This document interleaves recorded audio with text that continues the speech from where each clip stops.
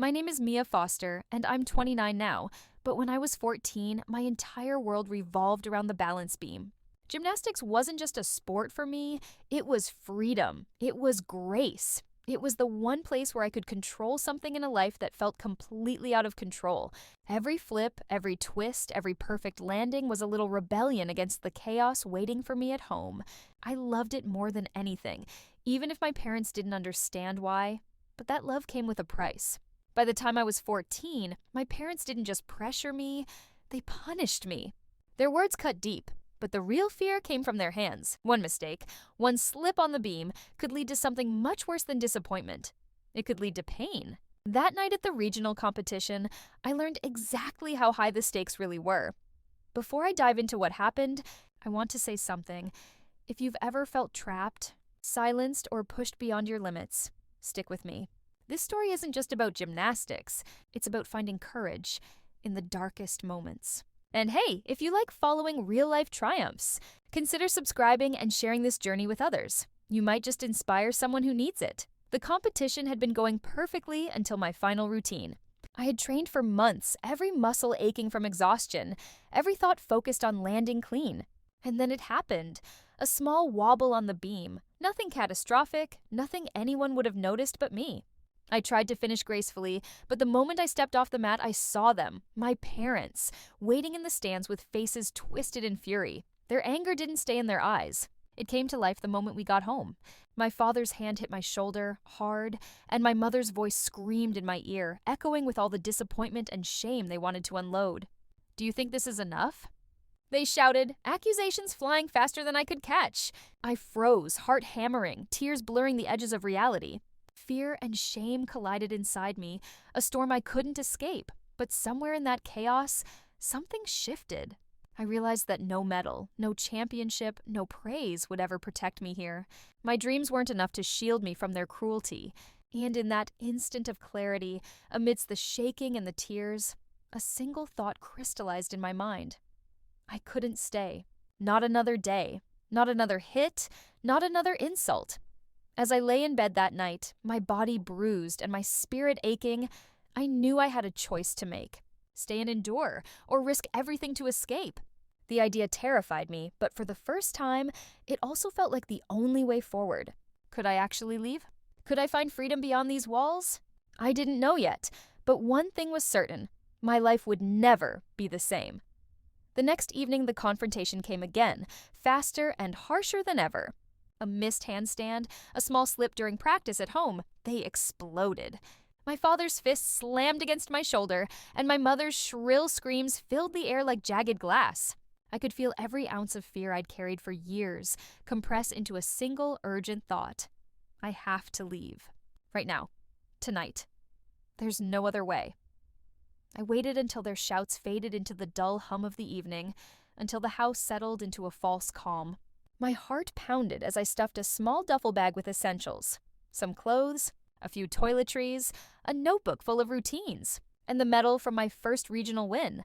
A tiny reminder that I had value outside their anger. My hands trembled, but the thought of staying paralyzed me even more. Rebecca. I dialed her number with shaking fingers, praying she'd answer. When her voice finally came through the line, calm and steady, it was like a lifeline. "Mia, what's wrong?" I whispered, voice trembling. I explained everything in quick, fragmented sentences, each word a release of years of fear and frustration. She didn't ask questions. She didn't judge. She just said to pack lightly. "I'll meet you. Stay safe until then." Relief surged, but it was quickly replaced by panic. What if I got caught before I even left the block? I slipped out through the back door, careful not to alert the creaking boards beneath my feet. Every shadow seemed alive, every sound amplified. The distant bark of a dog, the rustle of leaves, the faint engine of a car passing by. I clutched my bag tighter, telling myself I was doing the right thing, but doubt whispered in every step.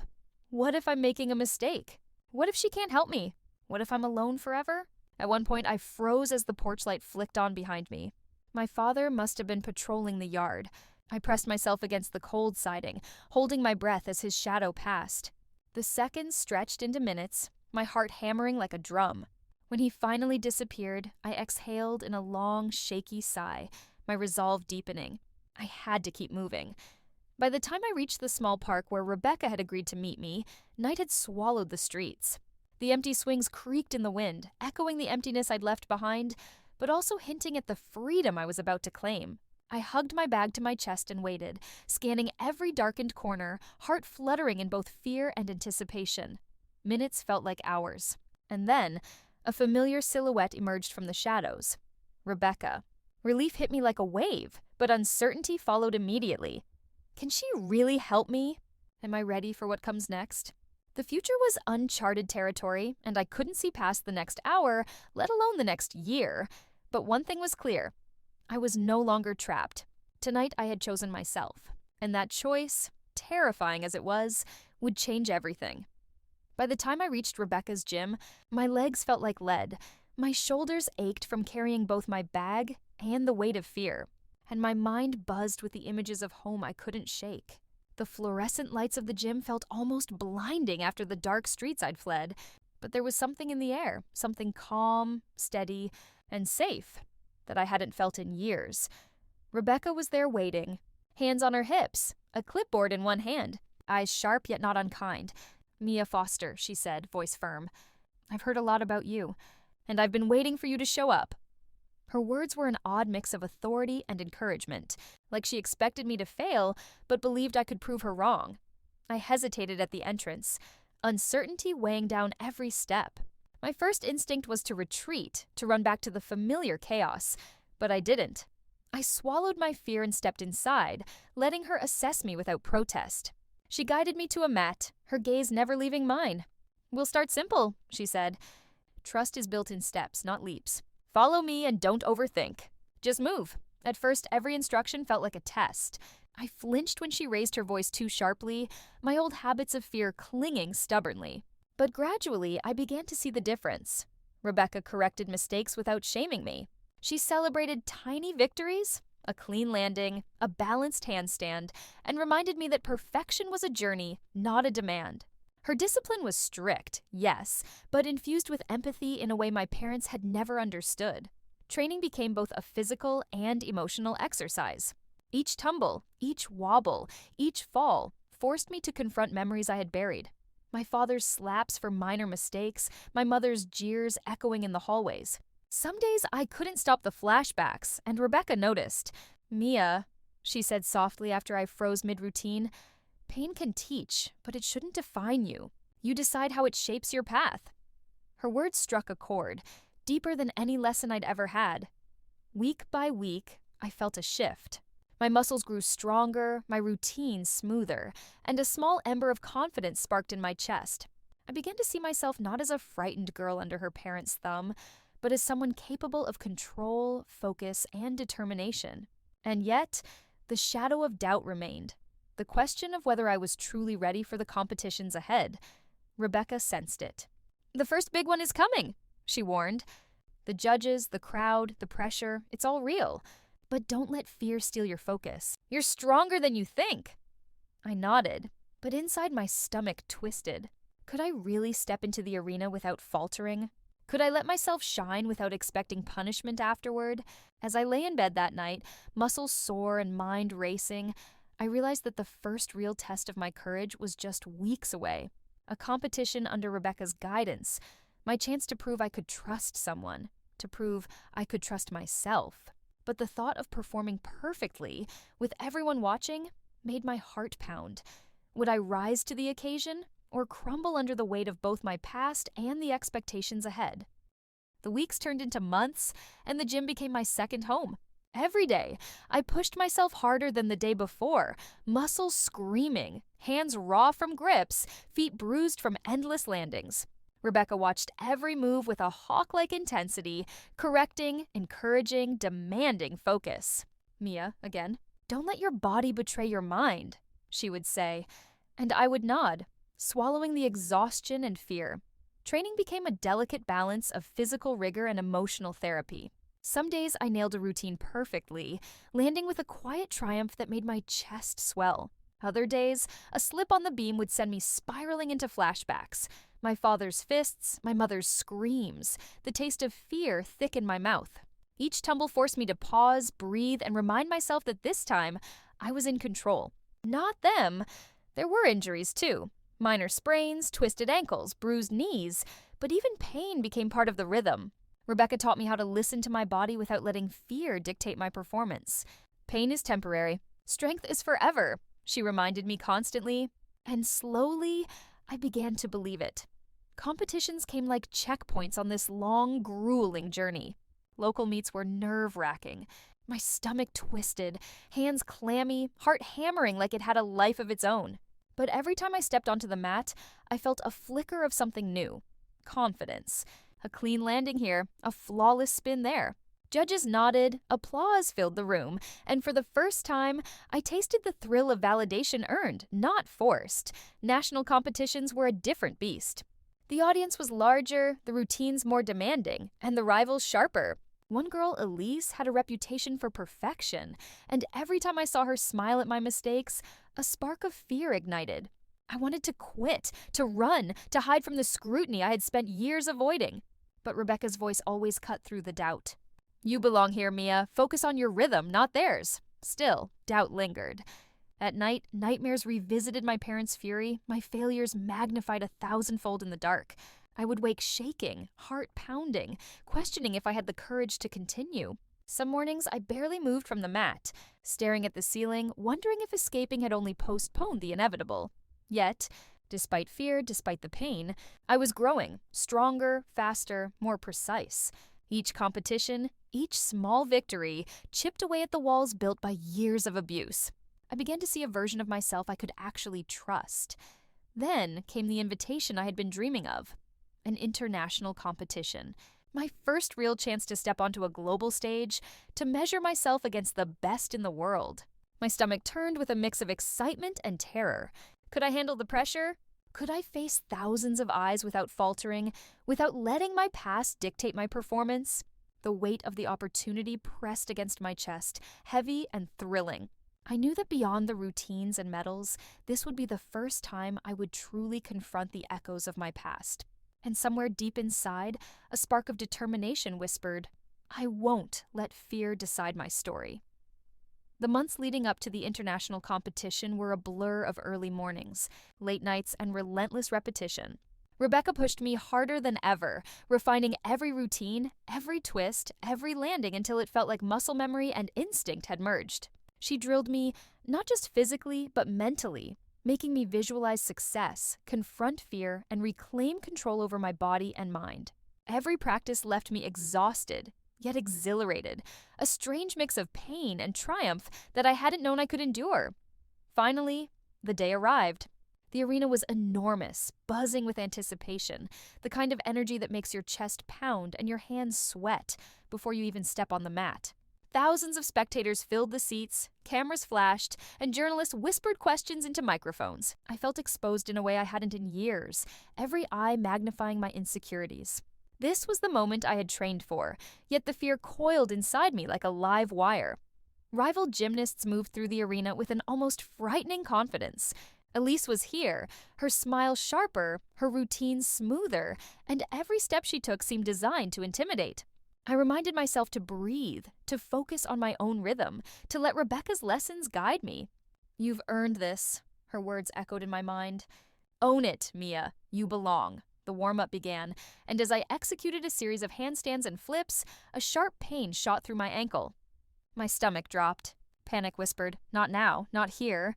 Memories of my father's fists, of being punished for mistakes, surged through me, twisting fear into something almost paralyzing.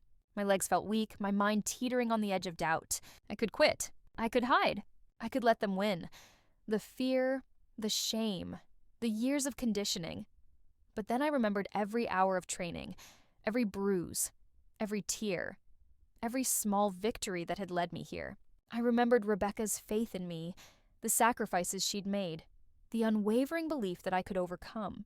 I dug deep, letting the anger and hurt of my past become fuel rather than chains.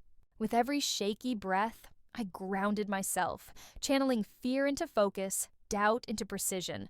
Stepping onto the competition mat, the world seemed to shrink to just me and the beam.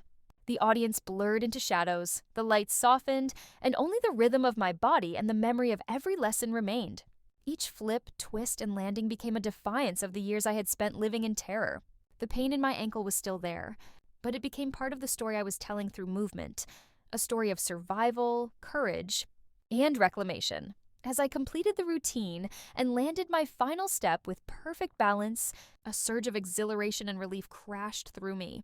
I had made it this far. I had faced the stage, faced my rivals, and faced my own fear. But the results weren't in yet. I glanced toward the judges, then the crowd, my heart pounding. Could I truly take the victory that awaited, or was the next challenge, public recognition and confronting my parents, about to test me in ways I hadn't imagined? The lights of the arena felt impossibly bright as I stepped onto the mat for the final routine. Every nerve in my body was alive with anticipation, every heartbeat synchronized with the memory of countless hours of training. I could hear the murmurs of the crowd, the click of cameras, the whispers of competitors sizing me up. My rivals' faces, focused, confident, some smirking, blurred in the intensity of the moment. This was it, my chance to show the world not just my skill, but my strength. I took a deep breath, grounding myself.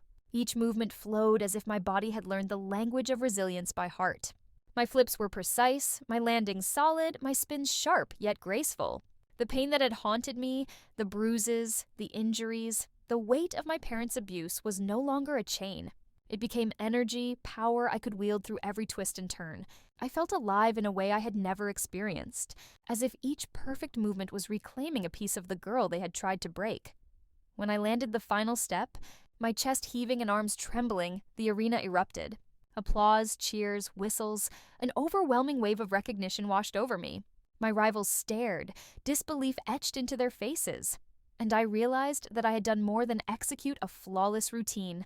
I had defied every expectation, every limitation imposed by fear, doubt, and abuse. Rebecca's proud smile met mine from the sidelines, and I felt a surge of gratitude so strong it nearly brought tears to my eyes. The judges' scores flashed on the giant screen. A perfect score. The championship was mine. In that moment, joy, relief, and empowerment collided in a whirlwind of emotion. I had trained, suffered, and persevered, and now the world had witnessed my triumph. But even amidst the elation, shadows lingered. The memories of my parents, the threats and punishments I had escaped, the years of fear. Victory was sweet, but it was also a reminder of what I had endured to get here. Then came the interview. Cameras pointed at me, microphones shoved near my face, journalists asking questions I knew they hadn't anticipated. And I made a choice to speak the truth. With my voice steady, I recounted the abuse I had suffered, the cruelty masked as discipline, the pain I had endured for years. I spoke not just for myself, but for every child trapped in silence. The world listened, riveted, the story spreading like wildfire through the media. Social feeds lit up with support, admiration, and disbelief. For the first time, I felt my voice reclaim the power my parents had tried to steal. The applause and attention were exhilarating, but a quiet thought lingered at the edge of my mind. My parents, they would hear this. They might deny it, attack me, try to twist the story, or seek legal action. The storm of confrontation had not yet passed, and I knew the road ahead would still have challenges. Yet as I stood there, medals draped around my neck, heart pounding, sweat mingling with tears, I allowed myself a small, powerful smile. I had won, not just a competition, but a voice, a freedom, a reclaiming of my life. And whatever came next, I would face it the same way I faced every fall, every doubt, every fear, with courage. The weeks after the championship were surreal. Headlines celebrated my victory, but more than that, they carried my story, the truth I had finally spoken. Every interview, every article, every television segment recounted not just my athletic achievements, but the abuse I had endured at the hands of the people who were supposed to love and protect me. Messages poured in from all over the world. Strangers thanking me for sharing my experience, athletes who had faced similar struggles reaching out with stories of their own, and parents who admitted their eyes had been opened to the dangers of pushing children beyond their limits. For the first time, I felt like my voice had weight, like my pain could spark change. The world seemed to open a little wider, letting me breathe in a freedom I had never known at home. My parents' reaction was as expected. Anger, denial, and attempts to discredit me, but the public attention made it impossible for them to manipulate the narrative. Lawyers sent letters, and friends of theirs called with warnings, but their efforts crumbled against the sheer truth of my story. Gymnastics authorities, coaches, and teammates stood beside me, lending credibility to my claims, and the public scrutiny was swift and unrelenting. I watched from a distance as my parents' reputation collapsed, their power over me finally stripped away. Justice, I realized, didn't erase the past, but it carved a space for accountability, and that mattered more than I could have imagined. Meanwhile, my own life began to flourish in ways I hadn't dared to dream. Training continued, but it was no longer under the shadow of fear. Rebecca remained my guide, mentor, and unwavering supporter, helping me navigate not just the physical demands of the sport, but the emotional aftermath of years of trauma. Each routine became a celebration of my resilience rather than a test of my worth. Every flip, every twist, every landing was a statement. I survived, I endured, and I thrived. International competitions no longer intimidated me. I entered arenas with the quiet confidence that comes from knowing you fought through far worse and emerged stronger. Friends, true friends who respected me, encouraged me, and lifted me up, filled my life, replacing the fear and isolation that had once defined it. And yet, the greatest transformation was internal. Late at night, when the gyms were empty and the trophies gleamed silently in their cases, I reflected on the journey from fear to empowerment. I thought of the 14-year-old girl who had trembled at every raised voice, every scolding glance, every minor mistake. I compared her to the woman I had become, someone who could stand tall in the face of pressure, who could speak her truth to the world, who could make choices for herself without fear. Gymnastics had given me more than medals. It had given me agency, voice, and courage. The physical strength I had built was inseparable from the emotional resilience I had developed. I also thought of Rebecca. Without her unwavering belief, I might never have discovered this version of myself. Our bond had grown from cautious trust to something like family, a relationship built on respect, understanding, and shared purpose. She had taught me discipline without cruelty, guidance without control, and love without condition. It was because of her that I learned that mentors could protect without imposing fear, that adults could encourage without belittling, that the support I needed all along had existed outside my parents' cruelty. Despite the victories and public support, I knew the journey wasn't over. There were competitions yet to win, routines yet to perfect, and voices yet to inspire. I felt a subtle, growing pull toward advocacy. Speaking out, mentoring younger athletes, helping those trapped in silence as I had once been. It was a daunting thought, but also exhilarating, a reminder that my survival could become a beacon for others. I imagined a future where I could guide young gymnasts not only in skill, but in courage, in self-respect, and in the knowledge that fear should never define their worth. And yet, the scars remained. I could feel them in quiet moments, flashbacks that flared unexpectedly, lingering tension in my shoulders, the occasional doubt that whispered from old habits. But these remnants no longer controlled me. They were markers of survival, badges of the battles I had won and the lessons I had learned. They reminded me of the darkness I had endured and the light I had fought to reclaim.